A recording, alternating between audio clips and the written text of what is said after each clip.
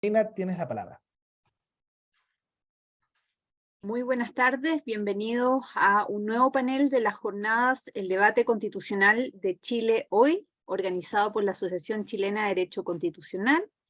En este momento nos corresponde presentar el panel Democracia, Derechos y Garantías en Tensión, cuyos exponentes son los profesores Felipe Paredes y la profesora Catherine Becerra. El profesor Felipe Paredes, de la Universidad Austral de Chile, es doctor en Derecho en la Universidad Pompeu Fabra de España. De Chile. Y la profesora Catherine, igual.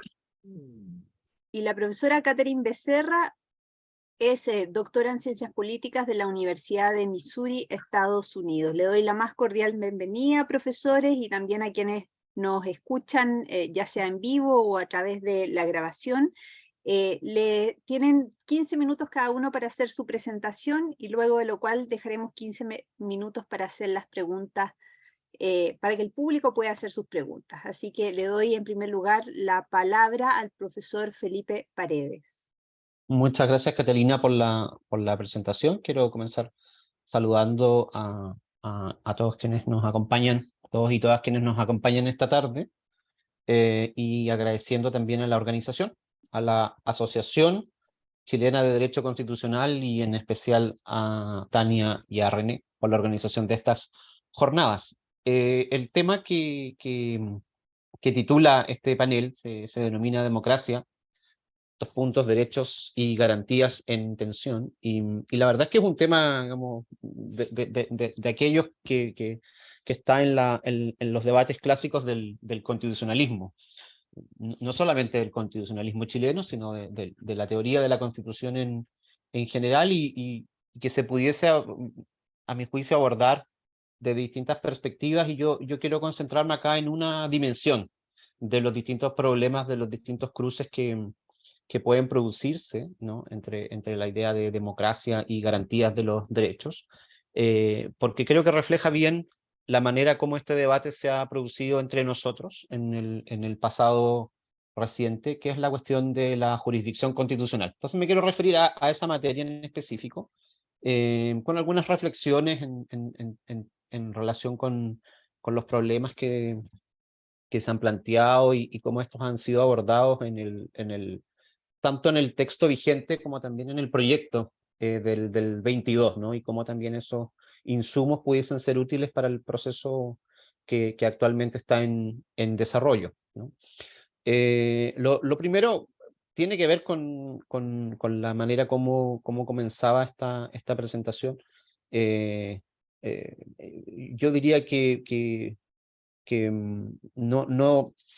el derecho constitucional está lleno de tensiones en términos generales, y que el Estado de Derecho en general es una construcción que no siempre, pues, responde a principios que son unidireccionales y que muchas veces entran en tensión, y que por lo tanto, pues, son yo diría, una característica estructural, ¿no? Y en ese sentido, la idea de la legitimidad constitucional se ha ido construyendo desde distintas aportaciones, y una de esas aportaciones tiene que ver con la construcción liberal clásica que arranca desde Locke, que tiene que ver con que el fin del Estado y la justificación del Estado se encuentra en la garantía de los derechos básicos de las personas. Y por otra, hay otra línea argumentativa que también ha sido tremendamente influyente en la construcción histórica del constitucionalismo, que tiene que ver con que la legitimidad del Estado también se alcanza a través de la participación política democrática, ¿no? También allí varios referentes literarios. Rousseau se me viene a la cabeza ahora de forma más inmediata, y que esos principios no necesariamente se relacionan de forma pacífica.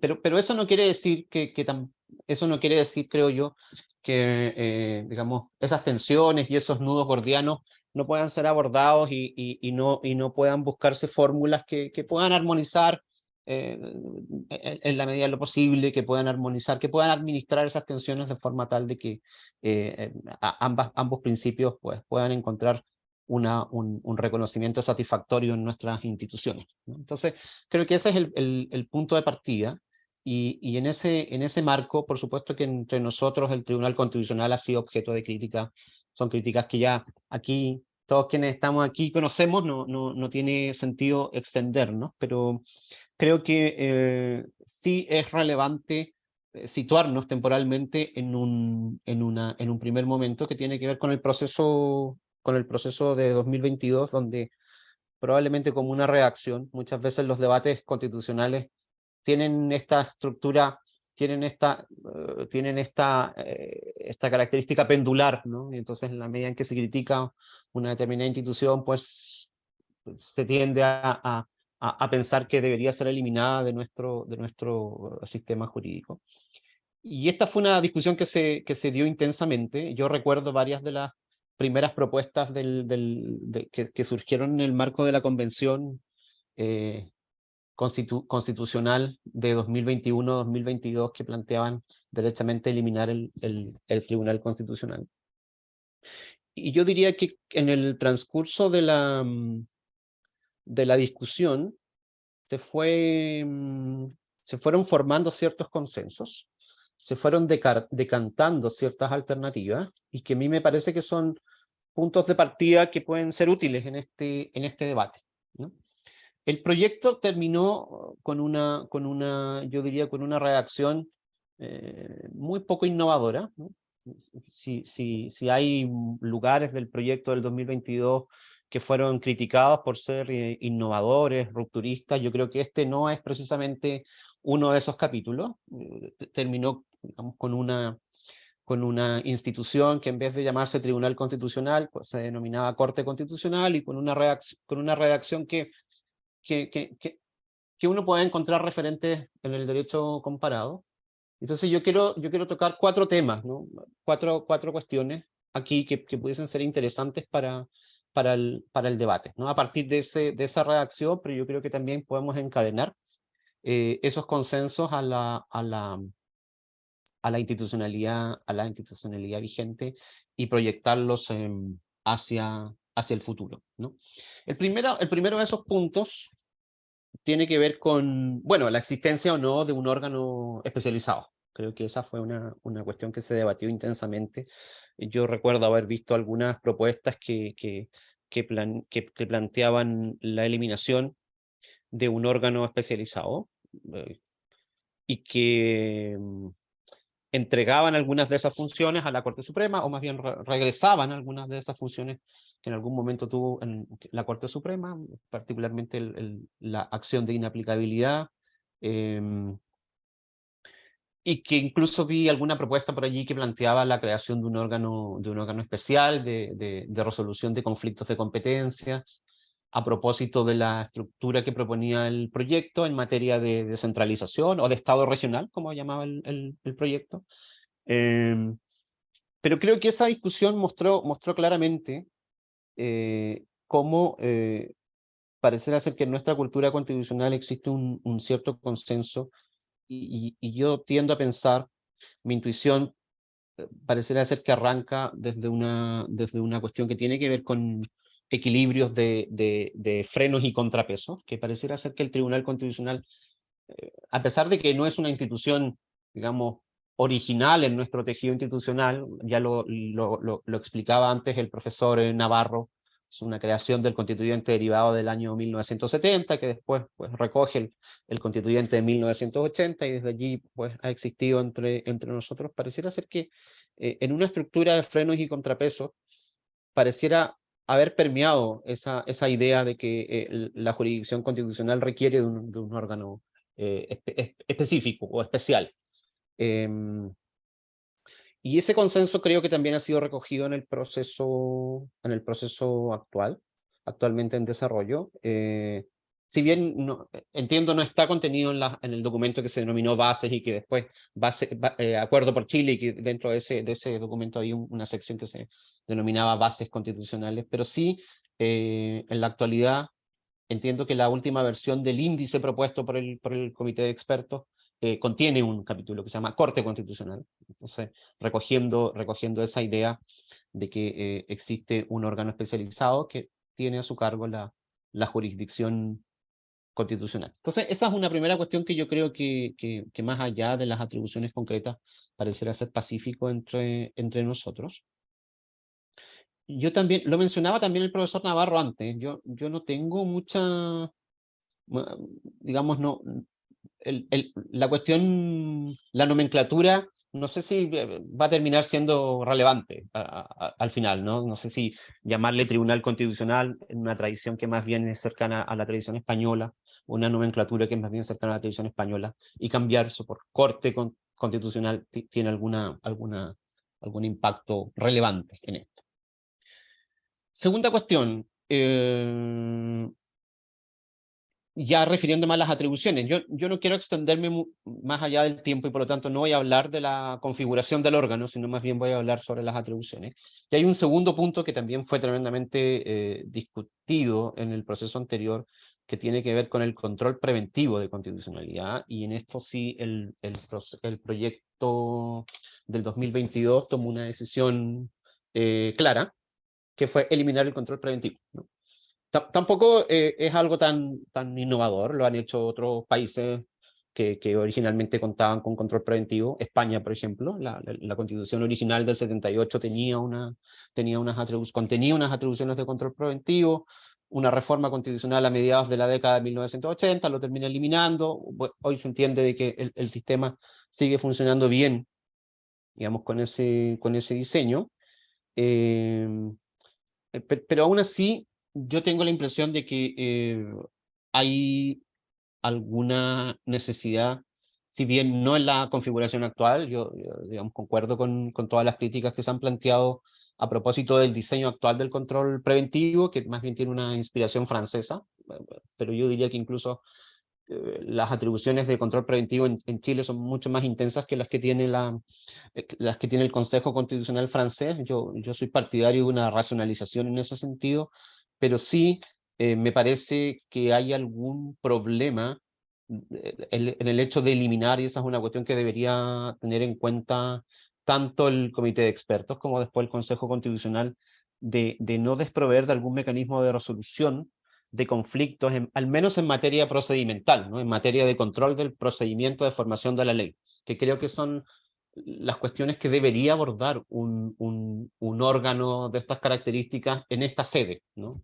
Yo asumo y concuerdo de que es una cuestión que acrecienta, digamos, un diseño en el que el Tribunal Constitucional o la Corte Constitucional, como se llamará ahora, pueda controlar cuestiones de fondo de los proyectos de ley. Creo que es una atribución que es demasiado intrusiva y que acrecienta la tensión entre protección de los derechos y la democracia, pero sí me parece que es necesario tener algún árbitro, voy a utilizar esa metáfora, del proceso legislativo que permita precisamente evitar que algunas de los grupos parlamentarios, de las facciones en el Congreso, saque una ventaja ilegítima o abuse de las reglas procedimentales. Hay una tercera cuestión que me llama poderosamente la atención del proyecto del 2022 y que creo que merece la pena debatirse también en esta misma sede, que tiene que ver con la consagración de una serie de principios que tenían por objeto aminorar esa tensión entre derecho o entre protección de los derechos y democracia. Y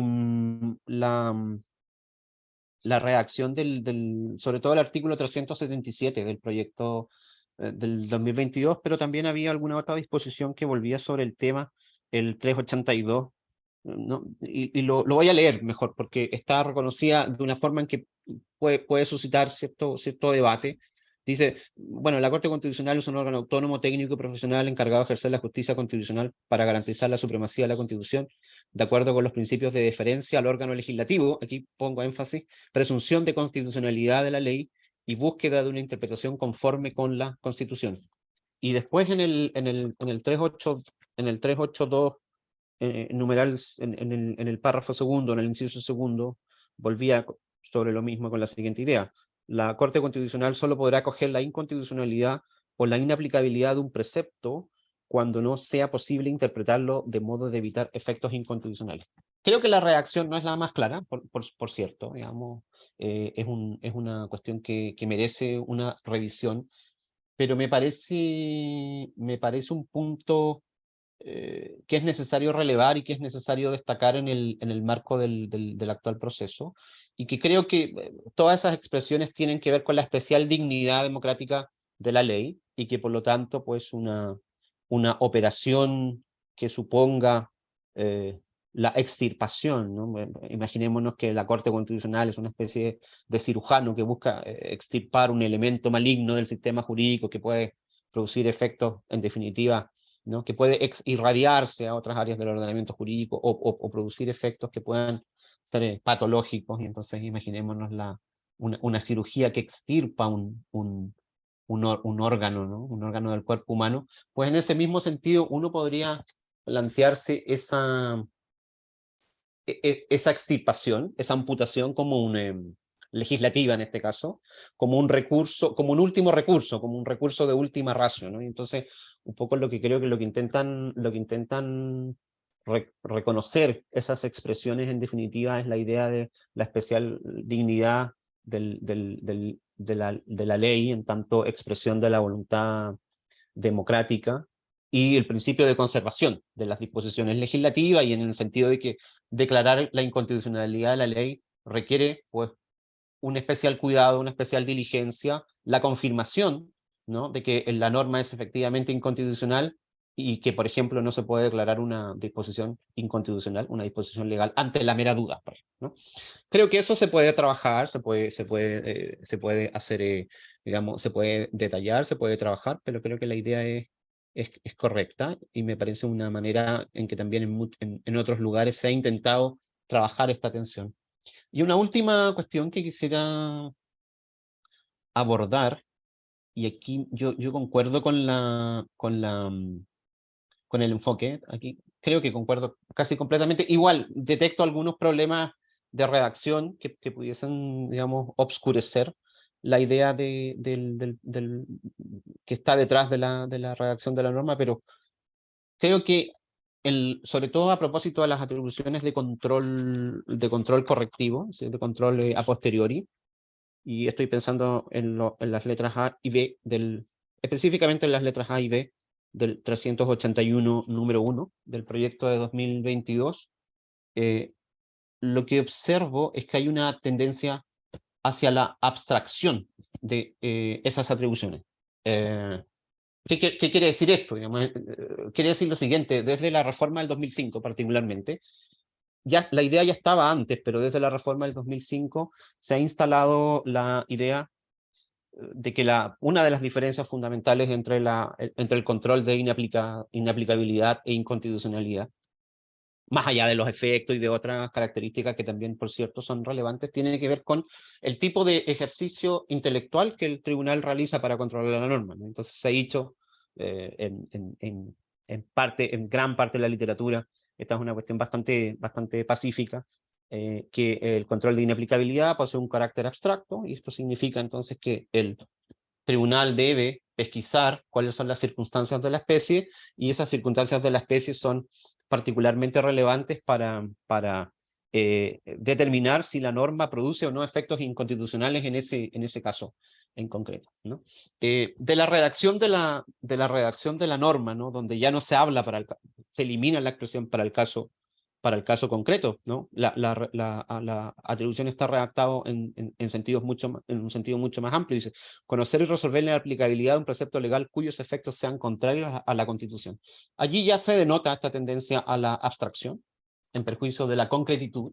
Pero hay otro elemento de esa norma que a mí me sugiere una conclusión similar, que tiene que ver con la cuestión de la legitimación, ¿no?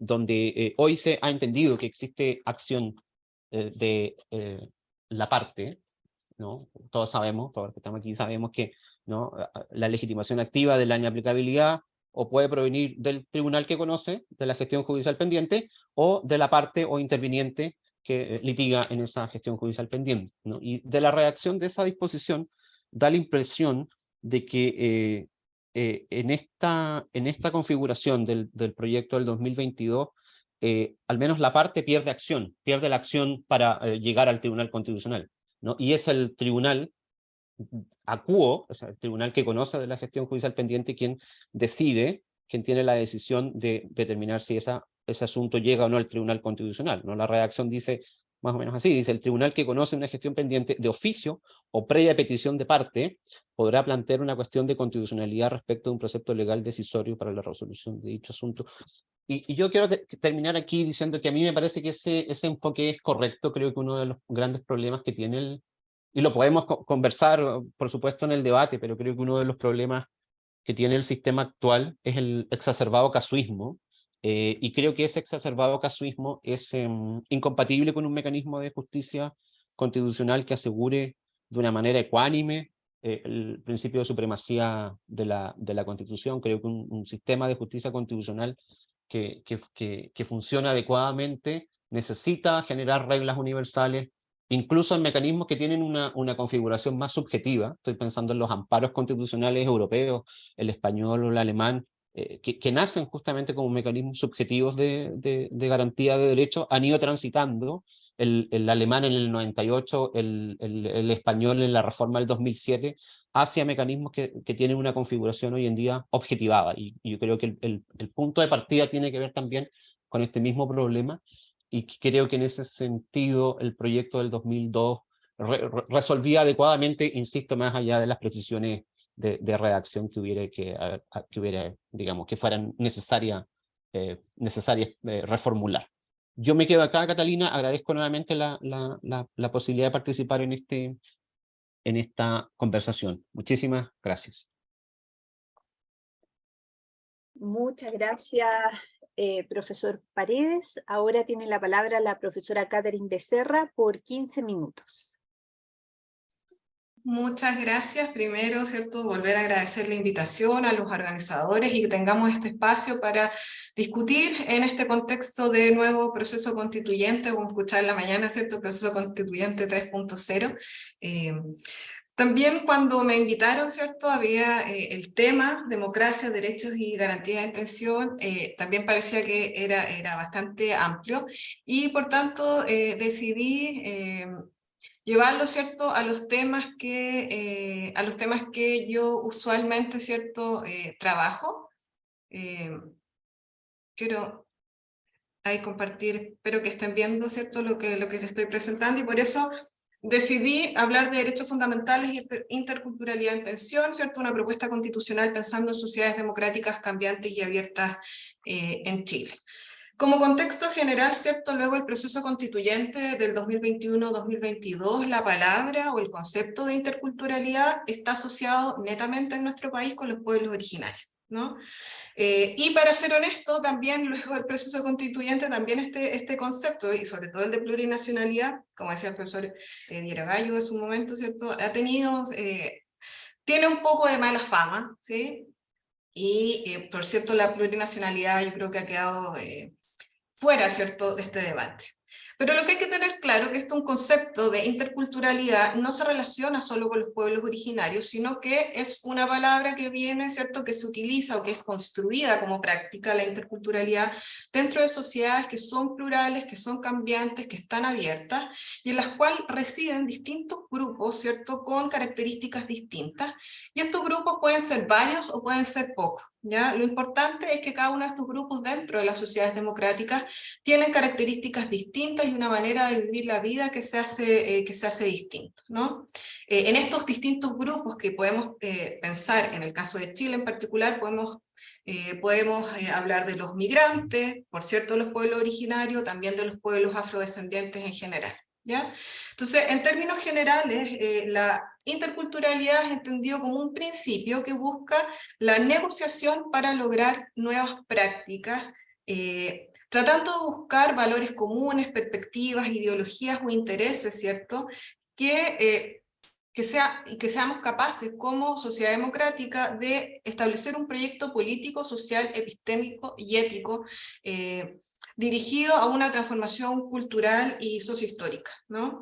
Por eso que se ha dicho que se busca incorporar al derecho un entendimiento distinto de los derechos fundamentales, en particular positivos basados en derechos individuales, ¿no? Entonces, la interculturalidad lo que nos viene a presentar es o viene a contestar o disputar, ¿cierto?, el lugar de los derechos fundamentales de esta matriz ideológica individualista, que tienen desde su creación. Entonces, con esto, ¿cierto? La pregunta central ¿es posible pensar derechos fundamentales en clave intercultural en una nueva constitución? Si esto es posible, ¿cierto? ¿Cómo podría ocurrir? Para comenzar, y muy brevemente, ¿cierto? Pero creo que es importante tener un contexto, y esto tiene que ver con distintos conceptos que se han utilizado en el proceso anterior, y esperemos que se puedan debatir también en este proceso, que son los conceptos de multiculturalismo, pluriculturalidad e interculturalidad, ¿cierto? Tienden a verse que son muy similares, pero la verdad es que no lo son. Porque básicamente lo primero, el multiculturalismo es un fenómeno que describe la multiplicidad de culturas que hay en el mundo y en los diversos países, ¿no? Es un concepto que se dice que es de corte liberal y que ha sido una idea importada, ¿cierto?, desde Europa a Latinoamérica, pensando en Europa, ¿cierto?, con los países y las distintas naciones que tienen, además de la migración. Se dice que es un concepto que se basa en el principio de la tolerancia, es decir, en sociedad somos todos distintos y hay ciertas cuestiones que no nos gustan de los otros grupos, pero se aceptan sabiendo, ¿cierto?, que no nos gustan. Por otro lado, ¿cierto?, bueno, en temas indígenas, que es lo que yo he hablado, el multiculturalismo, ¿cierto?, para muchos autores dicen ha sido positivo, puesto que ha traído la consagración de distintos derechos, y los pueblos originarios en particular han usado, ¿cierto?, este concepto liberal para satisfacer reclamos económicos. Por otro lado, ¿cierto?, otros autores dicen, bueno, la verdad es que se ha utilizado para no ir más allá con ciertas demandas de grupos, de estos grupos, ¿cierto?, incluidos los migrantes. Por otro lado, la pluriculturalidad, ¿cierto?, es un concepto que sí nace en Latinoamérica y que tiende a poner en perspectiva, ¿cierto?, o en el centro, ¿cierto?, la particularidad de nuestra región, donde pueblos indígenas, pueblos negros han convivido con blancos mestizos y donde el mestizaje ha sido una realidad. Pero a su vez también denota que ha habido una resistencia cultural y que últimamente en Latinoamérica y en Chile lo hemos visto, ha existido una revitalización de las diferencias. ¿Sí? Y finalmente este concepto de interculturalidad, o también algunos autores, ¿cierto?, le hablan de una interculturalidad decolonial, lo que viene a decir es que hay una interacción entre estos distintos grupos, tratando de mantener cada uno de los grupos su identidad cultural. ¿Ya? Para muchos autores el multiculturalismo se puede poner en práctica a través de la interculturalidad, para otros, ¿cierto?, la interculturalidad es el principio rector de la plurinacionalidad. Pero básicamente, ¿cierto?, lo que hace la interculturalidad es tratar de cuestionar la colonialidad del poder, ¿sí? En los distintos países latinoamericanos ha tenido un rol que se ha ahondado, y en Chile también, que se ahonda o que se establece en perspectiva educativa, ¿no? La educación tiene que ser en perspectiva intercultural. Pero la verdad es que es un principio que puede ser mucho más amplio y puede ayudar a articular ciertas realidades políticas, ¿no? Buenaventura de Sousa Santos, quien quizás ha sido uno de los que más ha estudiado, ¿cierto?, esta materia, habla de que la interculturalidad nos ayuda a lograr una interpretación, una producción, y que podamos participar en significados que sean conjuntos dentro de la sociedad. Ahora, pasando a esto, ¿cierto?, ¿qué tiene que ver los derechos fundamentales y la interculturalidad? ¿Cómo puede haber un movimiento desde el derecho, ¿cierto?, por la interculturalidad? Cuando se habla de derecho a intercultura, y específicamente los derechos fundamentales, esta es una propuesta que va más allá de los procesos de universalización de los derechos fundamentales o la especificación de los derechos, ¿no? Básicamente porque lo que apunta es que la universalidad no es una universalidad de los preceptos en particular, sino que es una universalidad de los sujetos, ¿no? Y trata de poner, ¿cierto?, en constante disputar, ¿cierto?, esta matriz de la universalidad. Hay que tener ojos porque en las sociedades, y creo que en Chile ha pasado mucho, estamos en estas dos variables del universalismo desconfiado, es decir, tratemos de no especificar nada porque eso, ¿cierto?, nos puede traer problemas mayores, versus el particularismo excluyente, ¿no?, que en el fondo los grupos, ¿cierto?, se cierran a tener sus propios derechos y no quieren relacionarse, conversar con los otros miembros de la sociedad o los otros grupos. Este problema, que siempre va a estar tangente, ¿cierto?, en la interculturalidad entre lo universal y lo específico, ya ha tenido soluciones y hay autores que han trabajado en esto. Por ejemplo, Gadame, ¿cierto?, lo que nos entrega es una fusión de horizontes.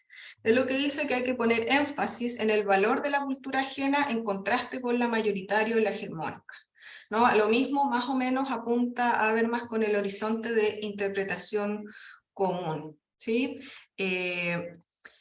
Entonces, han habido teorías, ¿cierto? O este marco teórico nos implica avanzar, ¿cierto? Desde un multiculturalismo al pluriculturalismo, que se ha entendido como una propuesta para tratar de afinar estos instrumentos de comunicación entre los distintos grupos que forman parte de una sociedad, dejando atrás la tolerancia que puede tener una carga negativa y pasando a un espacio de práctica común, donde no se menoscaban, ¿cierto?, los derechos y libertades, pero también hay un reconocimiento de la diferencia, construyendo, ¿cierto?, una ciudadanía que sea distinta.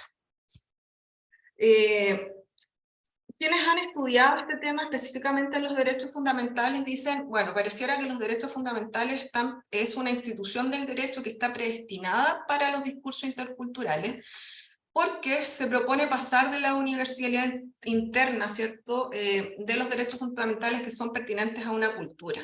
Hay autores que derechamente dicen que los derechos fundamentales son una creación occidental, y ahí hay un imperialismo cultural occidental, ¿no?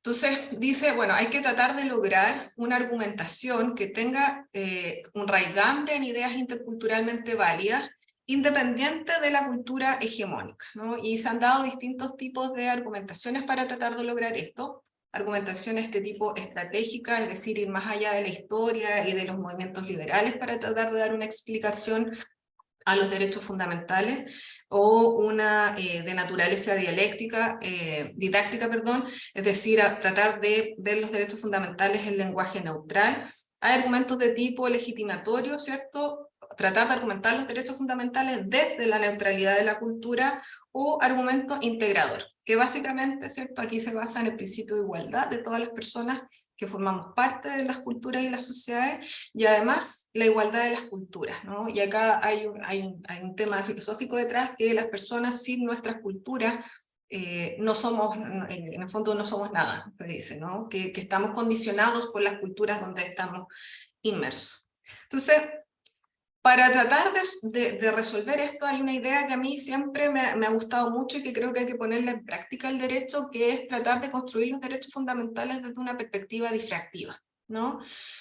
Los procesos difractivos son, la difracción es un proceso natural, ¿cierto?, que viene desde la física, y quienes lo han estudiado y que lo traspasan a las ciencias sociales, sobre todo al área de la educación, sociología, es que dice que trata de rastrear los efectos de lo diferente. Básicamente, ¿cierto?, cuando las ondas, ¿cierto?, se mueven y logran un obstáculo, ¿cierto?, ¿qué hacen? Se dividen o buscan otras direcciones. Bueno, eso es lo que nos invita a la difracción, como un proceso de, más que repensar, es accionar respecto a estos conceptos. Hay autores que dicen que este proceso difractivo nos ayuda a relacionarnos positivamente con lo que es diferente, y que hay que tener en cuenta que todo lo que se va creando como diferente, como nuevo, es una participación de todos y todas, ¿cierto?, quienes estamos en una sociedad en un momento determinado, y que esta construcción en conjunto se da de manera inseparable o entrelazada, ¿no? La autora que lo trae a las ciencias sociales es Karen Barat, ¿no?, que ella empieza a tratar de reflexionar desde esta perspectiva. Entonces, desde esa perspectiva, ¿no?, y esta es una invitación que también yo les hago, ¿qué es entonces lo que se entrelaza y cruza los derechos fundamentales con perspectiva intercultural? ¿Qué podemos entender, ¿cierto?, de los derechos de distintas perspectivas? El concepto de persona, ¿cierto?, que es valioso para cada una de las culturas que uno puede ver. La igualdad por diferenciación, sabemos que para lograr igualdad a veces hay que realizar diferencias, y el valor, ¿cierto?, de la cultura, ¿cierto?, en la persona. Nosotros tenemos un bagaje cultural que es importante en el desarrollo, y que eso se da en la perspectiva de los derechos fundamentales, ¿no? ¿Por qué esto es importante? Y tiene que ver con efectos prácticos. Se ha estudiado, ¿cierto?, por varios autores. Acá les traigo algo que dice Rodríguez y Vaquero en 2019, que los países latinoamericanos tienden a reconocer en sus constituciones o en sus órganos, en sus instrumentos jurídicos, la diversidad étnico-racial.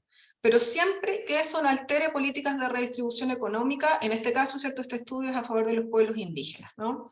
Pero hay que pensar que se necesitan políticas de redistribución cultural y cómo podemos llegar más allá, ¿no? Esto tiene que ver, el tema de los derechos fundamentales en perspectiva intercultural, en el impacto de las autoridades y su toma de decisiones, ¿no? Y esto también incluye a las autoridades judiciales, porque hoy hay problemas para tratar de resolver ciertos conflictos, mirando cómo las personas viven su vida desde otras culturas y de cómo, ¿cierto?, los derechos fundamentales se pueden ver desde una perspectiva un tanto distinta. Hoy día no hay herramientas, ¿no? Y les traigo dos casos que fueron súper mediáticos, que nos sirven para entender o para tratar de cuestionarnos qué hubiese pasado si hubiésemos visto, ¿cierto?, los derechos humanos en perspectiva intercultural, el caso de Joan Florvil, ¿cierto?, y de Gabriela Blas, y muy cortito, ¿cierto?, el caso de Joan Florvil, ella era haitiana, ¿cierto?, en un incidente un poco confuso, ¿cierto?, se le acusa de abandonar a su bebé, es detenida, ¿cierto? Ella no hablaba español, las personas que la estaban atendiendo, ¿cierto?, en la municipalidad no hablaban el creol, y se genera, ¿cierto?, todo un conflicto. Uno de los pocos testimonios que hay de ella, lo toma Cantero, ¿cierto?, que ella, desde la sociología, que está dentro de la Comisión de Derechos Humanos y Pueblo Indígena, en un documento que ella dice: doctor, me siento humillada, maltratada por haber sido acusada de abandonar a mi bebé, me divulgan por la prensa para que todos me vean, y lo que más me afectó es que no me pude defender porque no hablo español. Los haitianos nunca van a tener justicia en Chile, ¿no? Y dentro del desarrollo, ¿cierto?, de los juicios, el tribunal determina en algún momento que la respuesta de la municipalidad, ¿cierto?, donde ella se acerca a hacer unos trámites y no le entienden, fue desproporcionada, que reemplaza la naturaleza asistencial y de apoyo que se da al municipio y la sustituye por la de represión policial y discriminatoria respecto de la madre y desproporcionada respecto del bien superior de la menor. Entonces ahí, ¿cierto?, se reconoce que algo faltó ahí. Por otro lado, ¿cierto?, el caso de Gabriela Blas, esta pastora aymara, ¿cierto?, que deja a su hijo mientras va a buscar a parte del ganado que se le había quedado detrás, el niño se pierde, ¿cierto?, finalmente fallece y es encontrado un año después, ¿cierto?, del suceso. Acá, en este caso, ¿cierto?, dentro de los juicios hubo ahí varios problemas de entendimiento de la diferencia, ¿cierto?, de la cosmovisión aymara. Esta acá es un reportaje, lo primero, perdón, es un reportaje el primero que dice: los magistrados indicaron que Gabriela Blas fue al colegio hasta sexto año básico, que trabajó 9 meses, también en un restaurante en Zapagüira, donde sostuvo relaciones de pareja con los camioneros, hizo reclamo en la dirección del trabajo, y que por todo eso, ¿cierto?, ella, ¿cierto?, no es una persona que se hubiera afectado con una depredación cultural, es decir, estaban diciendo, ella estaba asimilada completamente al sistema hegemónico, ¿sí?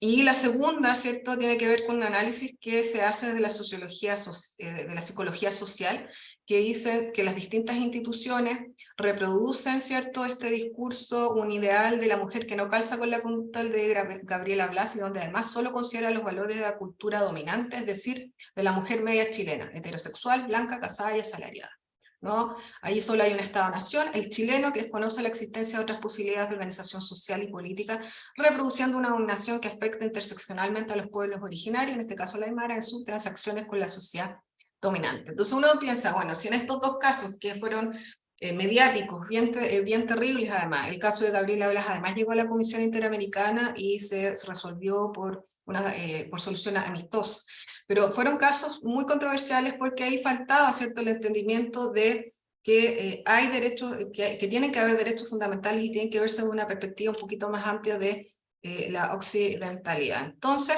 por eso, y para concluir, y espero no estar pasándome demasiado, si yo me pasé, pero no quiero pasarme más, es que es importante ampliar el universalismo interno de los derechos humanos, derechos fundamentales. La interculturalidad puede ser una herramienta para lograrlo, que tiene que haber una construcción en conjunto de nuevos entendimientos, y esto es re importante en el proceso constitucional que estamos empezando a atravesar, ¿no? Porque generalmente, porque yo creo que uno de los problemas que tuvo en el proceso anterior es que no hubo esta construcción en conjunto de nuevos entendimientos, que hay ideas que se entrelazan y cruzan independientemente, ¿cierto?, desde la posición que uno lo vea, que tiene que ver con la importancia de la persona, de la igualdad por diferenciación, el valor de la o las culturas, ¿no?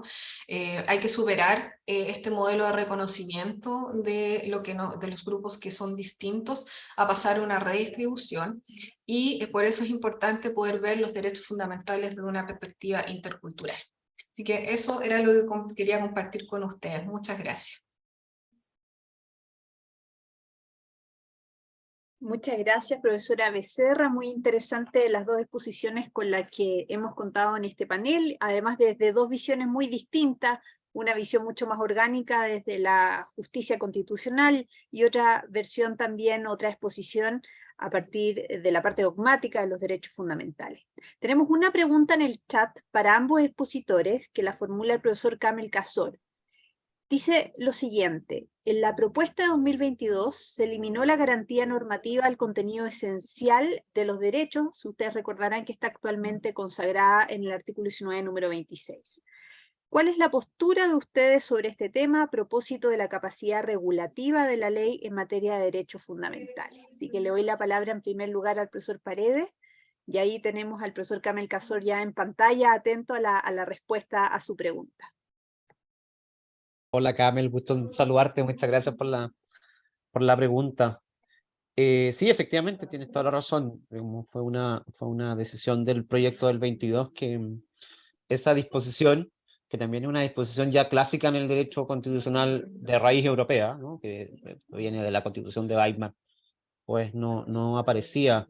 Y a mí me parece una mala idea, fíjate, me parece una mala idea, no porque crea que yo creo que esta es una visión ya superada, bueno, no sé entre nosotros en Chile, pero en el derecho comparado, ya se ha superado, y estas son las críticas que se han formulado a esta institución, de que existe algo así como el contenido esencial, como un área geográfica de los derechos fundamentales, ¿no?, que se puede delimitar frente a lo que no es esencial, y por lo tanto podemos recortar esa parte que es accesoria y proteger y cuidar, digamos, el núcleo duro de los derechos. Yo creo que esa idea es equivocada desde distintos puntos de vista, pero sí creo que a pesar de eso, la cláusula del contenido esencial sigue cumpliendo un rol muy importante que tiene que ver con la justificación de la limitación legislativa, de la regulación y de la limitación legislativa. Y entonces es una idea que en la práctica es muy sencilla,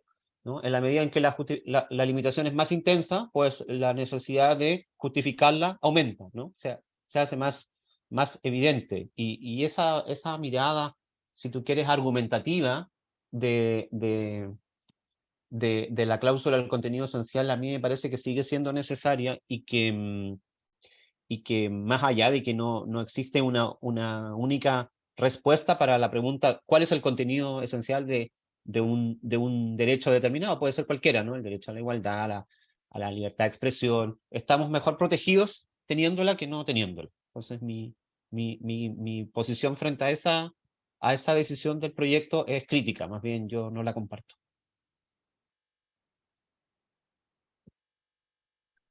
Yo creo que esa era una de las cuestiones del proyecto anterior que era más compleja, básicamente porque hay una tradición en general de establecer la garantía normativa del contenido esencial.